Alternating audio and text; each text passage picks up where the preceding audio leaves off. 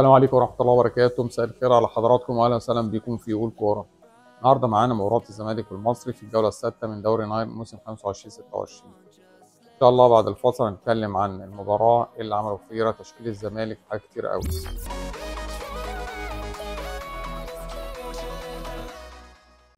النهارده الزمالك بدأ التشكيل زي ما نازل قصادنا على الشاشة. صبحي في حراسة المرمى، في اليمين عمر جابر، في الشمال بن فايج، وفي النص محمد إسماعيل وحسام عبد المجيد.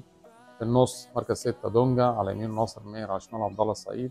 في الهجوم في النص عدي الدباغ، على يمينه اخوان سيرو، وعلى شماله ادم كايد.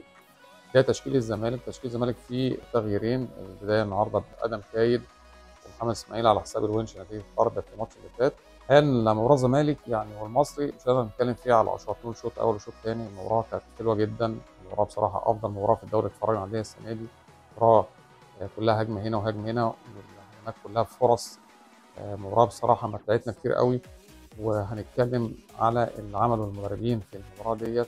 نبتدي كده بفريرة عمل ايه. انا شايف اسباب فوز الزمالك النهارده تلخص في سببين. نتكلم على السبب الاول. السبب الاول انا شايفه الجديه. يعني ايه الجديه؟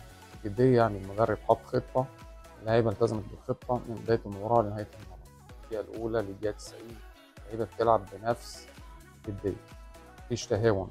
فدي اللي بينزل بيلعب زي اللعيب اللي كان اساسي. بصراحه الجديه من بدايه المباراه لنهايه المباراه فرق كتير جدا مع الزمالك واداؤه. الزمالك نزل في البدايه نتيجه الجديه دي، نازل ضاغط على المصري، قافل عليه الجبهه الشمال بتاع الدخموم. بصراحه قفل الجبهه دي، قلت من خطوره المصري تماما. الجديه فعلا نازل، كل لعيب عارف هو بيعمل ايه على طول. بنتيج ضاغط، عمر جابر ضاغط، وسط الملعب ضاغط، بيبتدي الضغط اول خط من خطوط الزمالك اللي هو خط الهجوم بيطلع خط المدافعين بتاع المصري. لا، في شك وفي ضغط وفي استخلاص الكره بشكل سريع. شفنا في اول 10 دقائق 3 فرص للزمالك و4 فرص للمصري.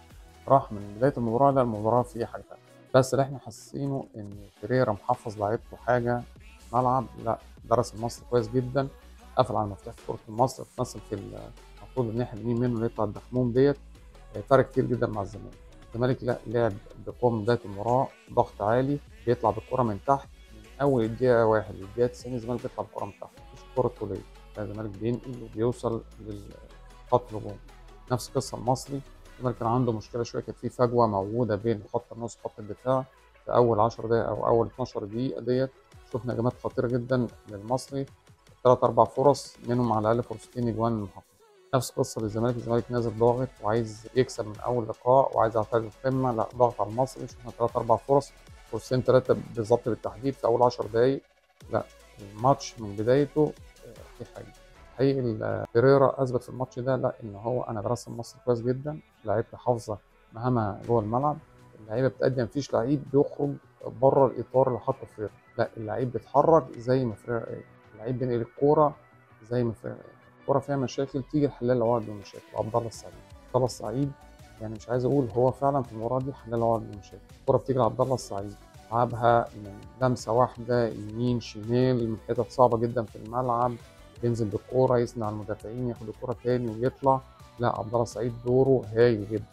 لقينا برضه لا مركزيه لناصر ماهر. ناصر ماهر اللي بيلعب ناحيه اليمين، الهدف الاول للزمالك جه من ناحيه الشمال اللي كان موجود في ناصر ماهر، اللي خد تمريره بينيه من ادم كايب، لعب عرضيه جت في رجل المدافع، خبطت القائم، ردت على خط المرمى لعباد الدباغ اللي حط الكره برجله في الجون الاول في الدقيقه 29 ويحرز اول اهداف الزمالك. فلا مركزيه لناصر ماهر، بيتحرك تلت الهجوم الاخير ده بحريه تامه من اليمين للشمال. فرق كتير جدا مع الزمالك واداء. نفس القصه ل وان 2000. طبعا 2000 لعيب هايل جدا، بيعتمد على قوته وسرعته ومهارته. لا، فارق جدا مع الزمالك. واللعيب ده المنتشر بتجيبه، واللعيب ده يفرق جدا مع الزمالك، وانا شايفه هيبقى نجم الزمالك السنه دي. بيتحرك بشكل كويس جدا، فعال جدا على المرمى، عايز يجيب اجوان. بول مهاجم طماع كده، اللي محتاجه باصه بيباصيها، اللي محتاجه يكمل فيها ويروح بيها على الجون بيروح فيها على الجون، اللي محتاجه تتشاط بتتشاط. لا، لعيب هيجي من الزمالك، وانا شايف ان اداؤه بيتطور. ليه؟ لان المدرب بيحط بصمته عليه. فالزمالك في الشوط الاول لعب شوط عالي جدا، قضى بعد اول ربع ساعه كده على خطوره دخموم، فبالتالي قلت خطوره المصري كتير جدا. بيطلع بالكره من تحت، سلسل الكره من اليمين للشمال، بيفتح مساحات. الهجمات كلها في فرص. نفس القصه بالنسبه للمصري. يعني اول ربع ساعه كانت فيها هجمات، الهجمات قلت شويه، بس الهجمات اللي بيروح بيها مصر فيها خطوره. الماتش بصراحه كان سريع جدا، هجمات متبادله، وان كان الزمالك تفوق بنسبه مثلا هنقول في الشوط دوت نسبه 60-40، لا الزمالك عمل شوط عالي جدا وكانت فيه جديه عاليه جدا، جديه عاليه جدا، فرق كتير جدا مع الزمالك، ودي كانت سبب من اسباب فوز الزمالك. ده السبب الاول لفوز الزمالك. السبب الثاني اللي احنا هنتكلم عنه لفوز الزمالك النهارده هو معدل اللياقه البدنيه. الزمالك من اول ما بدا في الدقيقه 1 للدقيقه 90 بنفس المستوى البدني، اللعيبه اللي موجوده بالمجموعه ادت يعني مستوى بدني عالي جدا، فرق جدا مع الزمالك. الكلام ده بان على فترات المباراه، كان ان في الشوط الثاني لا في تساهل للزمالك في الشوط الثاني بنسبه كبيره جدا. الشوط الثاني نقدر نقول عليه 70-30 للزمالك، لا الزمالك بيطلع بكره من تحت، مفيش تطفيش، اللعيبه بتروح، اللعيبه التاني بتثني على بعضيها، اللعيبه توصل للمرمى. الزمالك عمل جيم عالي جدا، ونتيجه الاداء اللي احنا شفناه من الزمالك ده لان اللعيبه كلها واقفه على رجلها في الملعب. وده انا اعتقد ده الحمل البدني ده شغل المدرب. بنتكلم النهارده في الاسبوع السادس، لا المدرب واخدهم تدريجي، اللعيبه واقفه بيلعب فرقه قويه متصدره جدول المسابقه النادي المصري. لا النهارده لا في فكر، في تكتيك موجود في الملعب، وفي قفل على خطوره المصري اللي فرق كتير جدا مع الزمالك وفتحت له مساحات كتيره جدا. المصري بيلعب كره هجوميه، الزمالك لعب كره هجوميه. اللي فرق انا شايف موضوع ان الزمالك نازل هو عارف عايز ايه من الماتش، نازل بجديه تامه ونازل بمستوى بدني عالي. مستوى بدني عالي فرقت جدا. الباص مفيش ميسنج باص خالص من الزمالك، معظم الباصات في الرجل، باصات نقل الكوره من اليمين للشمال من عبد الله السعيد ممتاز، التحرك على الاجناب هايل من اخواننا الفينا اخوان داسيرو عشان زي ما بيحب نقول له يعني زي ما ابوه قال. والناحيه الثانيه لا ناصر ماهر فرق كتير جدا برضه مع الزمالك. عبد الله السعيد جاي من تحت، دونجا بيكمل. دونجا طبعا الماتش الماتش اللي فات ما كانش موجود، الماتش ده موجود. لا دونجا برضه نهائي نص الملعب في غياب شحاته، لا بصراحه قدم مباراه معقوله جدا. شايف بدايه محمد اسماعيل مباراه اليوم، لا بدايه طيبه، يعني ممكن نقول ان شاء الله عليه يعني صفقه رابحه للزمالك. نتمنى طبعا اداؤه يعلى، نتمنى نشوفه لو طلع اداء عالي نتمنى نشوفه في المنتخب. لا يعني النهارده عمر جابر والطرفين ده بنتاي هايل، قضى على دور الدخموم تماما. دوره الهجومي مش هنتكلم عنه، لا بنتاي بيعرف يهاجم ازاي، بيعرف يدافع ازاي، هايل جدا. مال الحته بتاعت الناحيه الشمال دي عمر جابر هايل. لو انا اتكلمت على مفتاح الفوز النهارده اقول الطرفين بتوع الزمالك. طرفين الزمالك عاملين شغل عالي جدا، ونتيجه شغل عالي جدا ده عمر جابر احرز هدف. مين تاني نقول؟ عبد الله السعيد وناصر ماهر، لا الاثنين فارقين جدا في نص الملعب.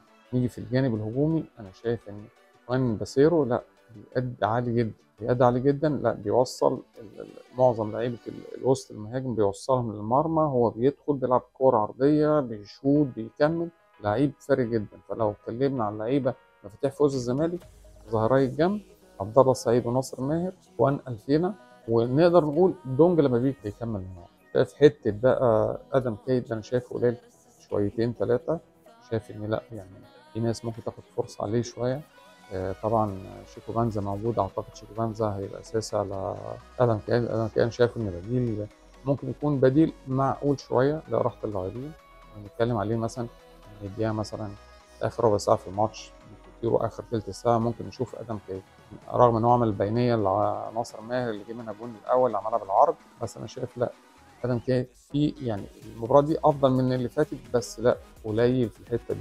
ممكن تكون الجناح مش مكانه، ممكن ننزله في نص الملعب، ممكن نلعبه في مركز 8. ده اللي ممكن نشوفه فيريرا في بعض المباريات اللي ما تكونش فيها خصم تقيل شويه على الزمالك.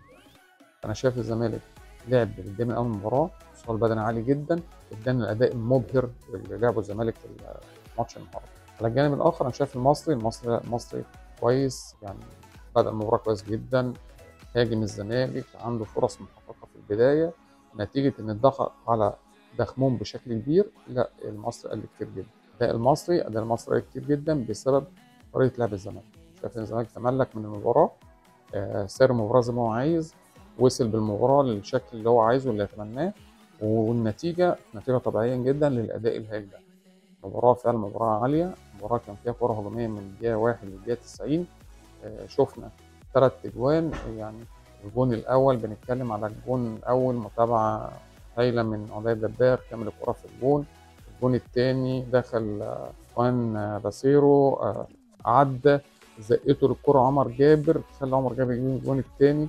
الجون الثالث انا شايف ركله جزاء سليمه احرز منها عبد الله السعيد الهدف الثاني. 3 اهداف مستحقه للزمالك في المباراه، انا شايفها اداء طيب جدا للزمالك، واداء مخيب بالنسبه لاداء المصري المباراه اللي فاتت، اداء مخيب للمصري وهزيمه تقيله عليه، يعني هزيمه تقيله ليه المباراه دي. الهزيمه دي انا شايف ان فيريرا درس المصري كويس جدا وقدر يقضي على مكمن الخطوره للمصري. مخموم وحركه، مخموم بيصنع وبيهدف، لا مخموم المباراه ده ما كانش موجود. انا شايف شابوه كبير جدا لفيريرا، شايف ان المصاب يعلى من ماتش للتاني، معقول جدا الاداء البدني دوت اللي نتج عنه الاداء المبهر، الاداء الفني المبهر الموجود من اللعيبه دي. نقدر نقول فيريرا النهارده 9 من 10 هو لعيبته يستحقوا الفوز.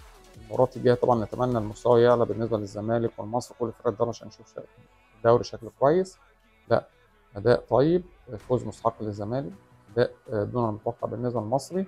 الزمالك بيعتلي القمه بعد المباراه بتاعت النهارده، هي طيبه يقدر يبني عليها الفتره الجايه حاجات كتيره قوي. ده كان تحليل مبسط لمباراه الليله بتاعت الزمالك والمصري.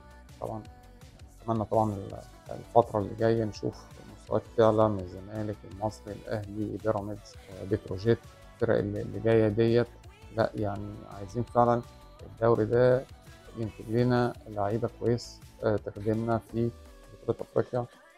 يعني شايف ان الفتره اللي جايه، لا الفتره الجايه ان شاء الله المستوى هيعلى قوي، الفرق كلها هتتنافس خلاص بقى عشان ما حدش يبعد عن التاني، هتبتدي نلاقي اداء يتقارب ان شاء الله. الاهلي جاي، البيراميدز جاي، المصري موجود، الزمالك جه هوت، يبقى لا يعني 5 6 فرق تكون موجوده تنافس بشكل كويس عشان نشوف الدوري.